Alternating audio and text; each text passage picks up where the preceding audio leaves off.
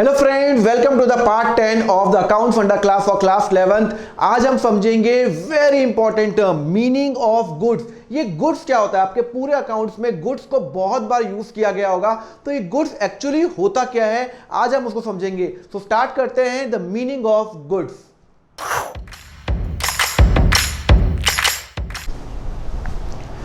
Hello friends, so let's move to the next very important concept of the account, the concept of the goods। आपने देखा होगा मैंने बहुत बार ये term use किया है गुड्स, और मैं आपको गुड्स का मतलब थोड़ा सा मैं आपको समझा भी चुका हूं जिस चीज में मैं डील करता हूं।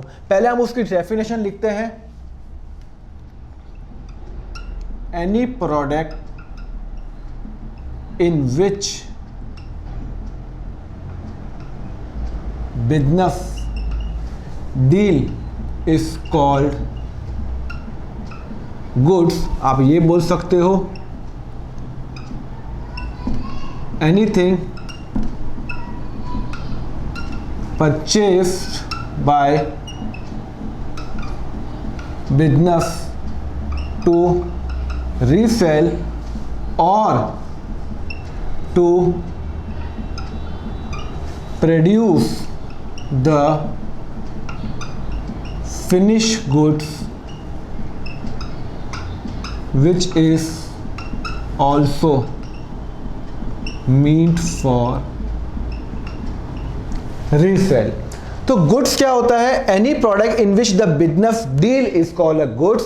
Second, anything which is purchase by the business to resell or to produce the finish good which is also mean to be resale. Simple सा एग्जांपल देता हूं। मैंने आपको एग्जांपल दिया था, अगर मैंने फैक्ट्री लगाई है, पेन की फैक्ट्री लगाई है, तो पेन मेरा गुड्स हुआ।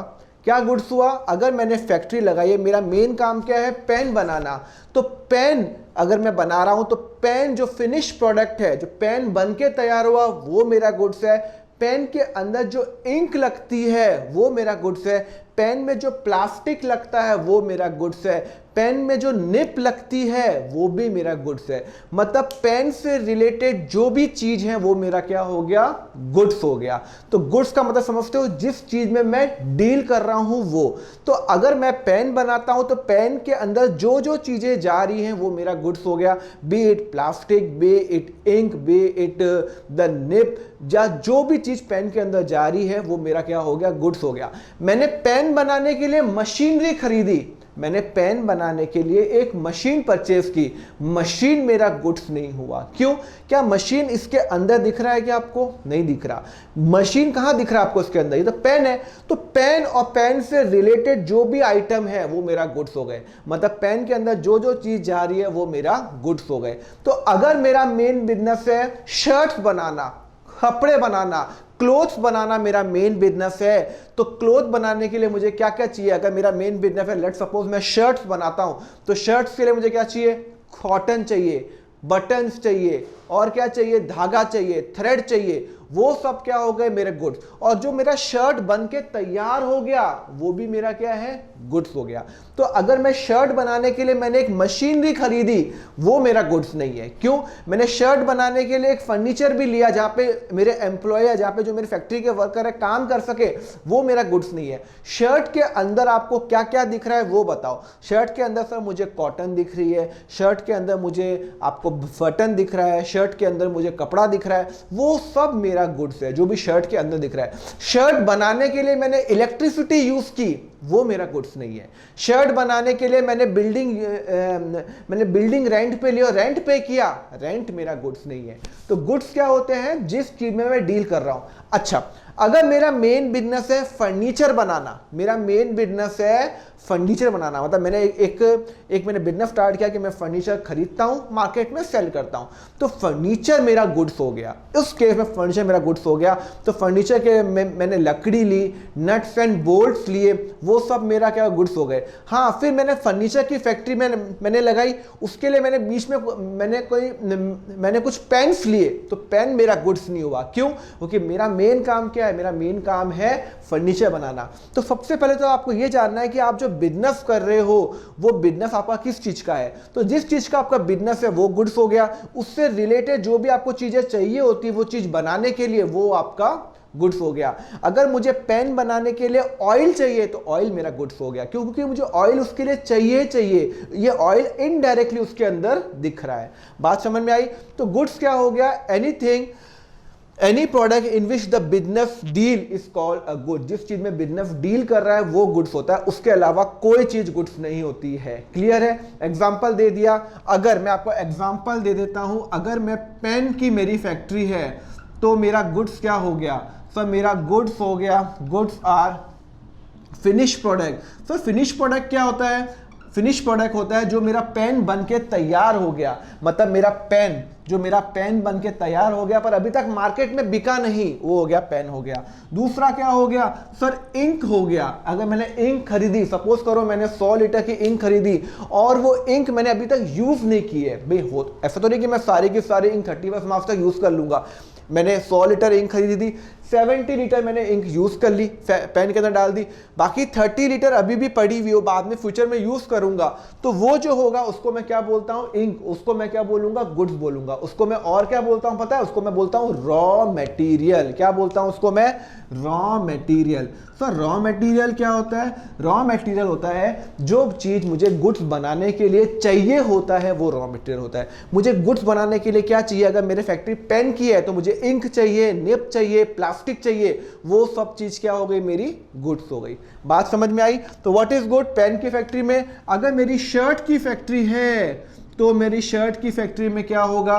फर्स्ट शर्ट्स होगा। गुड्स क्या होगा? गुड्स आर शर्ट होगा। फिर होगा कॉटन। अगर मैंने क्लोथ लिया तो क्लोथ, बटन, फिर मेरे पास थ्रेड, ये सब मेरे पास क्या होंगे? गुड्स होंगे। जो मैंने स्विंग मशीन खरीदी जिससे मैं शर्ट बनाता हूं, वो मेरा गुड्स नहीं है, क्योंकि मैं उस चीज में थोड़ी डील कर रहा हूं कि स्विंग मशीन खरीदूंगा बेचूंगा। मेरा मेन काम तो शर्ट खरीद के बेचने का है। तो मतलब समझ में आया? गुड्स क्या हो गए। नाउ जब भी आप अकाउंटिंग करोगे तो गुड्स के केस में मैं आपको बताऊंगा कि 5 अलग अलग टाइप के अकाउंट्स बनते हैं, बट अभी हम अकाउंट्स में एंटर नहीं हो रहे। अभी मैं आपको बता रहा हूं कि हम कुछ एक टर्म यूज करेंगे। टर्म क्या यूज करेंगे? Purchase return sales. इसको मैं डिटेल में आगे लेक्चर में कवर करूंगा जब इस चैप्टर आएगा ये वाला। और एक मेरा इन्वेंट्री। क्लियर है? Purchase return, sales return and inventory. Sir इसका मतलब क्या है? मैं सिंपल सी बात बताता हूं। देखो हम ज्यादा डिटेल में इसमें एंटर नहीं होंगे क्योंकि इसका एक सेपरेट टॉपिक है, वो मैं डिस्कस करूंगा, बट अभी मैं आपको बता देता हूं परचेज क्या होता है। देखो हम जब भी कोई हम कंपनी में वर्क करते हैं, कोई भी फैक्ट्री में वर्क करते हैं, तो परचेज जो होता है वो वर्ड वो सिर्फ यूज होता है जब मैं गुड्स खरीदता हूं तो यूज होता है परचेज गुड्स। तो मतलब जब मैं गुड्स खरीदूंगा तो उसको मैं कहां लेके जाऊंगा? जब मैं कोई अकाउंट बनाऊंगा तो परचेज अकाउंट में लेके जाऊंगा। क्लियर है? मतलब अगर मैंने कोई पेन बनाने के लिए इंक खरीदी तो इंक खरीदूंगा तो मैं कौन सा अकाउंट यूज करूंगा? परचेज अकाउंट यूज कर लूंगा, परचेज का अकाउंट यूज करूंगा। अगर मैंने पेन बनाने के लिए निब खरीदी तो परचेज अकाउंट यूज करूंगा। मतलब जो भी मैं पेन बनाने के लिए चीजें खरीदता हूं उसको मैं क्या बोलूंगा? परचेज अकाउंट के अंदर लेके जाऊंगा। अगर मेरा मेन काम ही है पेन खरीद के बेचता हूं, तो अगर मेरा मेन काम है पेन खरीदना, बनाने का नहीं है, पेन खरीद के मैं मार्केट में सेल करता हूं, उस चीज के अंदर भी जो मैंने पेन खरीदा वो मैं उसके लिए परचेज यूज करूंगा। तो परचेज हमेशा गुड्स के लिए यूज होता है, ध्यान रखना, ऑलवेज यूज्ड फॉर गुड्स। तो फिर परचेज रिटर्न क्या हो गया? अरे अगर मैंने कुछ परचेज किया तो मैं वापस भी तो कर सकता हूं। मेरी एक फैक्ट्री है, मैंने मैं क्या बनाता हूं? पेन बनाता हूं। अब मैंने पेन बनाने के लिए इंक ले ली। लेट सपोज मैंने अहमदाबाद से इंक ली थी ना, वो मैंने इंक खरीदी, कितने लीटर खरीदी? सपोज करो मैंने 100 लीटर इंक खरीदी और वो कितने की ली? लेट सपोज मैंने 10,000 की इंक ली ना, वो 10,000 की मैंने इंक खरीद ली। अब मुझे उसमें से कुछ इंक अच्छी नहीं लगी तो मैंने वापस भी तो कर सकता हूं। मैं भाई मेरी दुकानदार को वापस भी तो कर सकता हूं, तो उसको मैं क्या बोलूंगा, परचेज रिटर्न। मतलब मैंने जो चीज परचेज की है उसको मैंने वापस कर लिया।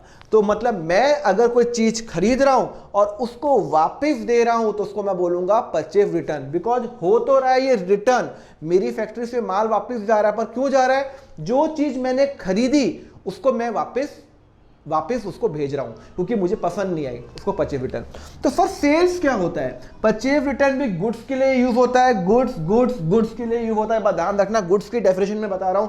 सेल्स क्या होता है, जब मैं कोई सामान बेचता हूं तो सेल्स होता है। मतलब मैंने ये फिनिश प्रोडक्ट बेचा तो ये क्या हो गया, सेल्स। नॉर्मली सेल्स हमेशा यूज होती है फिनिश प्रोडक्ट के लिए। मतलब मैं हमेशा क्या ना, मैं अगर पेन बनाता हूं तो मैं नॉर्मली, मेरा पेन की फैक्ट्री है तो मैं पेन बेचूंगा, इंक नहीं बेचूंगा। नॉर्मली मैं इंक नहीं बेचूंगा।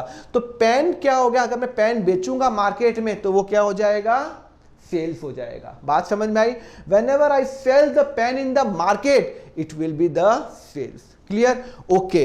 तो अगर मैंने कुछ सामान, जिस चीज में मैं डील कर रहा हूं वो सामान मैंने मार्केट में बेचा, तो सपोज करो मैंने 20 पेन बनाए और मैंने एक पेन 25 रुपए में बेचा, तो इसका मतलब है 500 रुपए जो होगा वो मेरा क्या होगा, सेल्स होगा। क्या होगा, सेल। तो सेल्स क्या होती है, जितने में मैं प्रोडक्ट बेचता हूं। और अगर मैं जिस चीज में डील कर रहा हूं, अगर मैं शर्ट बनाता हूं तो शर्ट अगर जो मैंने बेचे उसको मैं क्या बोलूंगा, जितने का बिका अमाउंट, प्रॉफिट नहीं निकाल रहा, उसको मैं बोलूंगा सेल। तो सेल्स और परचेज हमेशा गुड्स के लिए यूज होता है जिस चीज में मैं डील कर रहा हूं। तो फर्स्ट सेल्स रिटर्न क्या हो गया, अरे जैसे परचेज रिटर्न, सेल्स रिटर्न, मैंने कोई सामान बेचा, मैंने पेन आपको बेचा, आपको पेन अच्छा नहीं लगा तो आप वापस भी तो कर सकते हो, तो उसको मैं क्या बोलूंगा, सेल्स रिटर्न।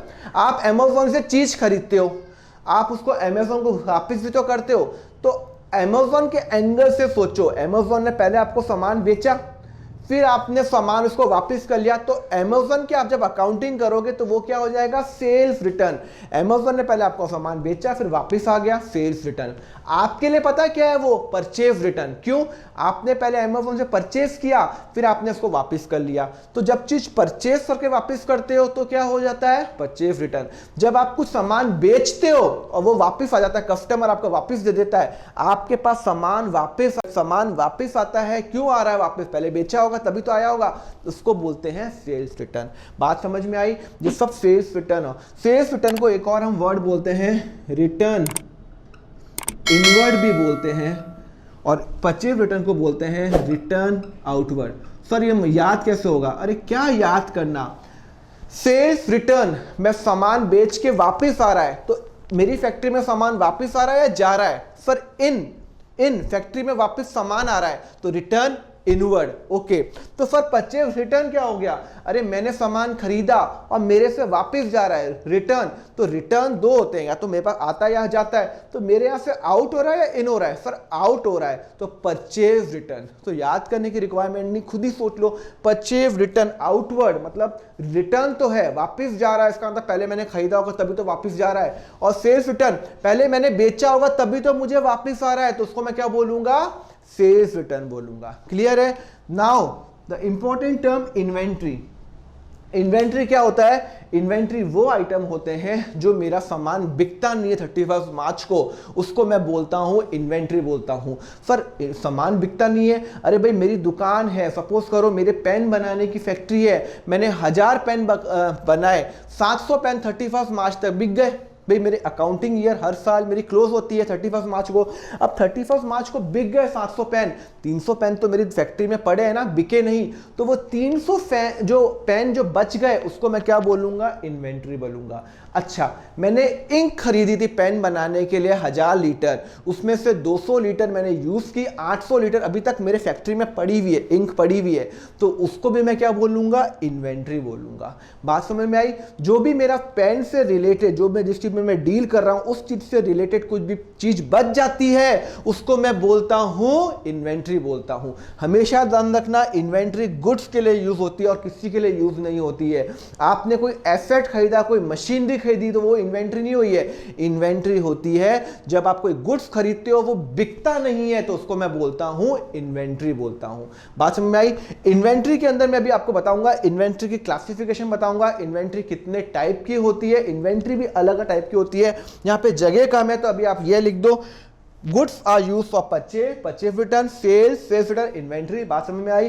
सामान बेचूंगा तो सेल, सामान खरीदूंगा तो परचेज, खरीदा हुआ सामान मैंने वापस किया परचेज रिटर्न, मैंने बेचा हुआ सामान वापस आया तो सेल्स रिटर्न, और फिर ये आ गया इन्वेंट्री। जो सामान 31 मार्च तक नहीं बिका उसको इन्वेंट्री। आप कोई दुकान जाते हो, शर्ट की दुकान गए और शर्ट की दुकान में अगर 31 मार्च को जो शर्ट नहीं बिके वो क्या हो गया? इन्वेंट्री हो गया। बिकॉज वो 31 मार्च तक नहीं बिके ना, मतलब वो स्टॉक हो गया, उसको मैं स्टॉक भी बोलता हूं। पर इन्वेंट्री और स्टॉक थोड़ा सा माइन्यूटली फर्क है, मैं आपको अभी समझा दूंगा। क्लियर है? ओके, पहले ये लिखो, फिर मैं आपको इन्वेंट्री की क्लासिफिकेशन बताता हूं। Sorry to interrupt, but please don't forget to like, subscribe and share my YouTube channel Account Funda. नीचे बेल आइकन है, क्लिक करिए सो दैट जैसे ही मैं अपना नया वीडियो डालूं आपको नोटिफिकेशन मिलती रहे। एंड कमेंट पे प्लीज बताइए आपको लेक्चर कैसा लगा। Now over to lecture. Let's now understand the meaning of inventory, the types of inventory. Inventory का मैं आपको मतलब समझा चुका हूँ। इन्वेंट्री वो वाले गुड्स होते हैं जो अब तक बिके नहीं है, जो अब तक यूज नहीं हुए साल के एंड के अंदर। नाउ मैं आपको बताऊंगा टाइप ऑफ इन्वेंट्री क्या होता है। आपको गुड्स का मतलब तो क्लियर हो गया। गुड्स क्या होते हैं? अगर मैं पेन बना रहा हूं तो पेन से रिलेटेड जो भी चीज होती है, पेन, इंक, प्लास्टिक, वो मेरा गुड्स है। अगर मैं शर्ट्स बना रहा हूं तो शर्ट, थ्रेड, कॉटन, बटन, वो मेरा गुड्स है। अगर मैं लैपटॉप बना रहा हूं तो लैपटॉप से रिलेटेड जो भी चीज होती है, लैपटॉप, मदरबोर्ड, रैम, वो मेरा गुड्स है। अगर मैं फर्नीचर बना रहा हूं तो फर्नीचर के लिए जो मुझे वुड चाहिए होगा वो मेरा गुड्स है। फर्नीचर खुद मेरा गुड्स है। ओके सर, इन्वेंट्री क्या होता है? Any goods which is not been used or not been sold is called inventory। मतलब अगर मैं कोई भी दिन की इन्वेंट्री निकालूं, मतलब जो सामान मेरा या तो बिका नहीं है, जो गुड्स मेरा बिका नहीं है, या वो सामान यूज नहीं हुआ, उसको इन्वेंट्री कहता हूं। मतलब ये समझ में आएगा। इन्वेंट्री कितने टाइप की होती है? See, inventory of raw material, inventory of raw material, पहले लिख दो, inventory of work in progress. Sir ये क्या होता है? सब समझाऊंगा। Inventory of finish goods and stock in trade. Inventory 4 type की होती है, raw material, work in progress, finish good, और क्या बोलूंगा मैं उसको, स्टॉक इन ट्रेड। सर इन सब का मतलब भी बता दो। मतलब बताता हूं, देखो मैं सिंपल एग्जांपल, आपको पेन का एग्जांपल लिया तो पेन बनाने के लिए मुझे क्या क्या चाहिए? सर पेन बनाने के लिए मुझे इंक चाहिए, मुझे प्लास्टिक चाहिए, और मुझे पेन भी मेरा गुड्स है। हाँ ठीक है, ओके। तो सिंपल मैंने एग्जांपल लिया, मैंने पेन, ओके, मेरा मेन काम क्या है? पेन बनाना काम है। नाउ पेन बनाने के लिए मैंने क्या किया था? मैंने 100 लीटर क्या लिया था? 100 लीटर इंक ली थी। कितने की ली थी? लेट सपोज मैंने 20 रुपए की एक इंक ली, तो 2000 का मैंने इंक ली। नाउ साल खत्म हो गया, 31 मार्च आ गया। 31 मार्च को मैंने जो 2000 जो इंक जो मैंने खरीदी थी, 2000 रुपए की इंक खरीदी थी, उसमें से मैंने 1500 तो यूज कर ली। मैंने लेट सपोज 75 लीटर मैंने यूज कर लिया। मतलब वो तो उसका तो मैंने पेन बना दिया। तो बाकी के जो 500 बच गए वो मेरा क्या होगा? रॉ मटेरियल होगा। रॉ मटेरियल क्या होता है? जो मैं सामान अपने गुड्स के लिए खरीदता हूँ, जो 31 मार्च तक या जो भी दिन पे आप बना रहे हो उस दिन पे वो मेरा यूज नहीं हुआ है। तो मैंने पेन बनाने के लिए क्या किया था? 100 लीटर इंक खरीदी थी। एक लीटर इंक जो आती थी 20 रुपए की आती थी, तो 2000 की इंक खरीदी, पर मेरे 75 लीटर ही मैंने यूज किए। कितने का यूज किया? 20 का। मतलब मैंने 1500 की मैंने इंक यूज की। तो इसका मतलब है 2000 की मैंने इंक खरीदी, 1500 का मैंने यूज कर लिया। इसका मतलब है 500 रुपए की इंक मेरे पास पड़ी हुई है। और इसका मतलब ये भी है कि 25 लीटर मेरे पास इंक पड़ी हुई है। 25 लीटर जो इंक 31 मार्च को, इमेजिन करो 31 मार्च को 25 लीटर इंक फैक्ट्री के अंदर पड़ी हुई है। वो क्यों पड़ी हुई है? अभी तक मैंने उसका पेन नहीं बनाया। पेन बनाऊंगा तो ही तो मैं उसमें इंक फिल करूंगा। अगर मैं शर्ट बना रहा हूं तो शर्ट के लिए मैंने कपड़े लिए होंगे, तो कपड़ा जो अभी तक जो जिसका शर्ट नहीं बना है वो क्या हो गया? रॉ मटेरियल हो गया। बात समझ में आई? तो रॉ मटेरियल वो होता है कि जो मैं चीज खरीदता हूं, मैंने खरीदी थी ना मैंने इंक, और जो मैंने बेची अभी तक मैंने उसको यूज नहीं की, उसको मैं कहता हूं रॉ मटेरियल। तो मेरे एग्जांपल के अंदर मैं उसको बोलूंगा इंक बोलूंगा, मेरे एग्जांपल में मैं बोलूंगा प्लास्टिक बोलूंगा। क्लियर है? तो सर ये तो हो गया raw material. Work in progress क्या होता है? वर्क इन प्रोग्रेस होता है कि मैंने 31 मार्च को, मेरा मेन काम क्या है, मेरा फैक्ट्री लगी हुई है, पेन बनाता हूं। तो 31 मार्च को ऐसा तो नहीं ना मैंने आज पेन बनाया तो अभी का अभी खत्म हो जाएगा। नहीं, पेन बनाने में सपोज करो 2 या 3 दिन जाते हैं। पहले उसके प्लास्टिक की बॉडी बनती है, फिर रिफिल डलती है, फिर निब डलती है, फिर कैप डलती है, फिर ऊपर से कलर होता है, फिर जाके पेन बनता है। ऐसा तो नहीं कि सारे काम एक साथ चल रहे हैं। नहीं, पहले स्टेप 1, फिर स्टेप 2, स्टेप 3, स्टेप 4, ऐसे 50 स्टेप्स भी हो सकते हैं। नाउ मैं आपको क्या बोल रहा हूं, वर्क इन प्रोग्रेस का मतलब हो गया जो पेन अभी अधूरा पड़ा हुआ है, बना नहीं मतलब अधूरा पड़ा हुआ है, उसको मैं बोलता हूं वर्क इन प्रोग्रेस। मतलब ये पेन अभी तक इंक इसके अंदर जा चुकी है, प्लास्टिक भी यूज हो गया थोड़ा बहुत, पर अभी तक कोई पेन फाइनल बना नहीं है, आधा अधूरा पेन बना हुआ है। अगर आप कोई लैपटॉप की बात करें, अगर मैं लैपटॉप बना रहा हूं तो लैपटॉप में मैंने अभी तक सिर्फ मदरबोर्ड डाला है, रैम ही डाली, अभी तो स्क्रीन सब, कीबोर्ड और सब लगाना है। तो अभी वो आधा अधूरा काम है। तो जो अभी तक पूरा मेरा प्रोडक्ट खत्म नहीं हुआ, थोड़ा सा खत्म हुआ है, वो रॉ मटेरियल में तो जा नहीं सकता। क्यों? क्योंकि वो इंक तो पड़ी नहीं है दुकान, इंक तो इसके अंदर चली गई, तो मैं कैसे मालूम करूं कितनी इंक है? तो अगर मेरा कोई सामान अब तक नहीं बना है पर वो आधा अधूरा बन गया है, उसको मैं बोलता हूं वर्क इन प्रोग्रेस। ओके, तो मैं उसको और बोल सकता हूं अनफिनिश्ड गुड्स। अनफिनिश गुड्स मतलब जो गुड्स बने नहीं है, फिनिश नहीं हुए। अगर बन जाते हैं तो वो अलग बात हो जाती है, वो कहां पे जाएगा अभी बताऊंगा। पर जो चीज बनी नहीं है, आधा अधूरा है, वो यहां तो आ नहीं सकता। क्यों? यहां पे तो वो आएगा जो मैंने प्योरली इंक खरीदी और इंक की बॉटल पड़ी हुई है दुकान पे या फैक्ट्री पे, वो होती है। मैंने प्लास्टिक खरीदा, प्लास्टिक एज इट इज पड़ा हुआ है, पर मैंने प्लास्टिक खरीद के यूज कर लिया, उसका पेन का मोल्ड बना दिया, पर अब तक पेन कंप्लीट नहीं हुआ, तो वो कहां जाएगा? वर्क इन प्रोग्रेस में जाएगा। तो फिनिश गुड्स कहां जाएगा? और जो अभी तक मेरा बिका नहीं, अरे बट ऑब्वियस कैसे बिकेगा जब मेरा पेन पूरा बना ही नहीं। फिर फिनिश गुड्स का मतलब जो पेन मेरा बन गया और अब तक बिका नहीं। सारे पेन तो नहीं बिकेंगे 31 मार्च को। मैंने 1 लाख पेन बनाए, 80,000 पेन बिक गए। 31 मार्च को 20,000 पेन अभी भी बच्चे मेरी फैक्ट्री में। तो जो 20,000 पेन होंगे वो क्या होंगे? मेरे फिनिश गुड। फिनिश गुड्स का मतलब है पेन कंप्लीट तैयार पड़े हुए हैं पर अभी तक मार्केट में सेल नहीं हुए। तो आप देखोगे बहुत सारी कंपनीज बोलती है कि मेरी इतनी इन्वेंट्री पड़ी हुई है। इसका मतलब है इसके दो इसका प्लस भी हो सकता है, माइनस भी हो सकता है इसका इफेक्ट।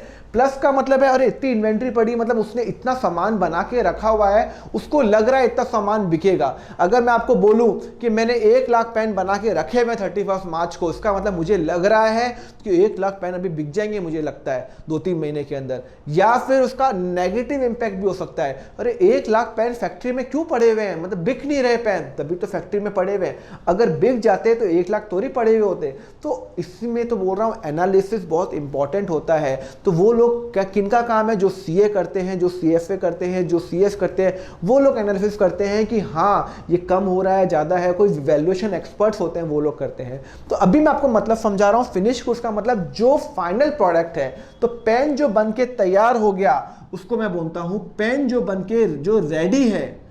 अगर मेरा मेन काम है शर्ट बनाना, शर्ट बन के तैयार है पर मार्केट में बिका नहीं, उसको कहता हूं फिनिश गुड। अगर आप कोई दुकान पे जाओगे, अगर मेरी शॉप है शर्ट्स की और शर्ट्स मेरी 31 मार्च को नहीं बिका, रात को 31 मार्च को 12 बजे मुझे लगा इतना शर्ट्स नहीं बिके, तो इसका मतलब है कि वो मेरा फिनिश गुड्स है जो बिके नहीं, बिकॉज अब उसमें और कुछ करना ही नहीं है, तैयार पड़े हैं, लोगों का वेट कर रहा हूं मैं। तो सर स्टॉकिंग ट्रेड क्या होता है? सब तो कवर हो गया, इंक कवर हो गई, प्लास्टिक कवर हो गया, ये हो गया। स्टॉकिंग ट्रेड में बताऊं किसके लिए यूज होता है? जो बिजनेस उस चीज में डील करती है, सिर्फ खरीदती और बेचती है, बनाती नहीं है। जो खरीदती है और सेल करती है, वो वाले बिजनेस में यूज होता है स्टॉक इन ट्रेड। इसका मतलब क्या हुआ, मेरा मेन काम पता है, अगर मेरा अभी तक तो मैंने आपको बताया कि मेरा मेन काम, मैं पेन बना के सेल करता हूं। सपोज करो मेरा मेन काम है कि मैंने पेन की दुकान खोली, मेरा मेन काम पेन बनाना नहीं है, पेन की दुकान खोली, बड़ी सी दुकान खोली, हजारों तरह के पेन है, मैं क्या करता हूँ, पेन खरीदता हूँ 10 रुपए में, मार्केट में सेल करता हूँ 12 रुपए। मेरी दुकान है, नॉर्मल दुकान है, एक अच्छे से मार्केट में दुकान है। तो जो पेन मैं खरीदता हूँ और सेल करता हूँ, मैं ना इंक खरीदता हूँ ना प्लास्टिक खरीदता हूँ, मैं तो सिर्फ पेन खरीदता हूँ, बेचता हूँ। तो वो जो होता है वो कहाँ पे जाएगा, स्टॉक इन ट्रेड में जाएगा। क्यों, स्टॉक इन ट्रेड सिर्फ उसी के लिए यूज होता है जो मैं चीज खरीद के सेल करता हूं। एनीथिंग विच इज परचेज्ड,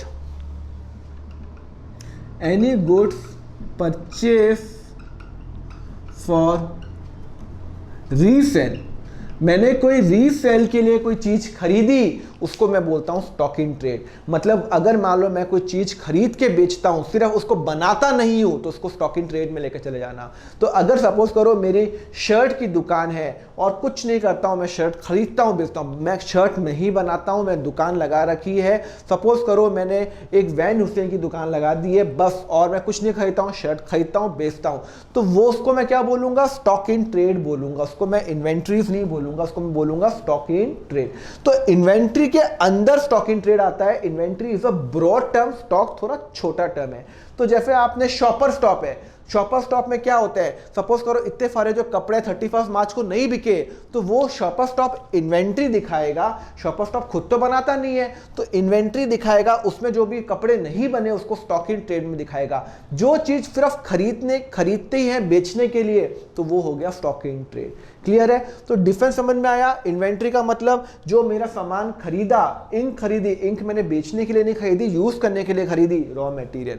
जो आधा अधूरा पेन बन गया, फिनिश गुड्स। उसके बाद जो फिनिश गुड खत्म हो गया पेन, वो स्टॉक इन ट्रेड। जो मैं चीज खरीदता ही हूं बेचने के लिए, बस मेरा और कुछ नहीं है, उसमें कुछ भी ऐड नहीं करता हूं। मेरा दुकान है, लैपटॉप की दुकान है, लैपटॉप खरीदता हूं बेचता हूं। एप्पल की मैंने एक फ्रेंचाइजी ले ली और दुकान ले ली, एप्पल का प्रोडक्ट खरीदता हूं बेचता हूं। तो वो जो एप्पल के जो आईफोन नहीं बिके 31 मार्च को, वो मेरा क्या आ जाएगा, स्टॉक इन ट्रेड। क्योंकि मैं बनाता नहीं हूं, बनाता तो एप्पल कंपनी है, मैं तो फिर दुकान खोल रखी है, आप मेरी अकाउंटिंग कर रहे हो। क्लियर है? तो ये हो गया आपका इन्वेंट्री हो गया। क्लियर है? Now I will explain you the meaning of debtors and the creditors. Very very important. पहले ये लिखो, फिर मैं आपको बताता हूं डेटर्स एंड क्रेडिटर्स क्या होते हैं। Thank you very much for watching the lecture. ये लेक्चर एक डेमो वर्जन है। अगर आपको क्लास 11th के फुल लेक्चर चाहिए तो which is available on my website www.accountfunda.com, और you can install my app Account Funda which is available on the Google Play Store. वहां पे आपके पास दो ऑप्शन है, either you can buy a chapter wise or you can buy a full course, और उसके साथ मेरी एक बुक भी आएगी जिसमें एग्जाम में जितने क्वेश्चन पूछ सकते हैं वो मैंने कवर किए हुए हैं। And please don't forget to like, subscribe and share my YouTube channel Account Funda. हम लोग इतनी मेहनत करते हैं आपके लिए अच्छे से अच्छा कंटेंट लाने के लिए। आपका एक लाइक, एक कमेंट हमें और मोटिवेट करता है, हम आगे भी आपके लिए अच्छे से अच्छा कंटेंट लाते रहें। ओके गाइस, तो आपको होपफुली लेक्चर अच्छा लगा हो। कल फिर मिलते हैं ठीक शाम को 7 o'clock अकाउंट फंडा की 11th class. Till then good bye.